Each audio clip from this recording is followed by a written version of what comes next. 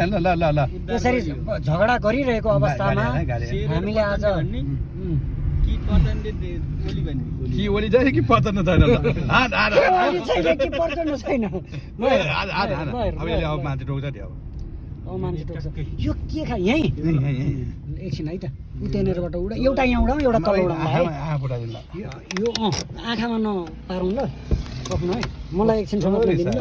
दुइटैबाट उडाउनु हुँदैन purple colour रहेछ कि कस्तो दामी रहेछ ल हेर्नु त यहाँ यो फाइट तिमीहरू नगर भनेको किन मान्दैनौ यो हाम्रो देश तिमीहरूकै जस्तो लडाइँले बिग्रियो हेर त तिमीहरूको कस्तो हालत भयो तिमीहरूको हालत कस्तो भयो अहिले दुश्मन हामी दुश्मनले तिमीहरूलाई समात्यो राम्रो दुश्मन पर्या भएर तिमीहरू अब उड्न पाउँछौ तर नराम्रो पर्या भयो अहिले तिमीहरू पेटमा गइसक्यौ त्यहाँ भने त्यहाँ दुईटालाई के गरौँ भने ए आइरा ल मिलन गराउनु ल हात मिलाऊ ल हात मिलाऊ हात मिलाऊ ल हात मिलाऊ ल मैले यसरी समातेको छु तर हेर्नु त केही यहाँ मुखमा देखाउ त कति घाइते भयो यसलाई उडाइदेऊ है शुभेच्छा कायम होस्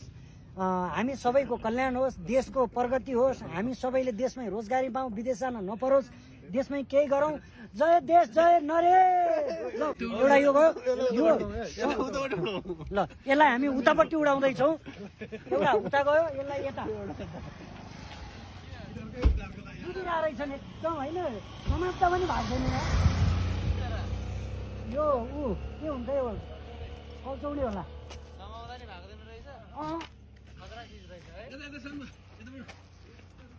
यस हाम्रो देशको प्रगति होस् उन्नति होस्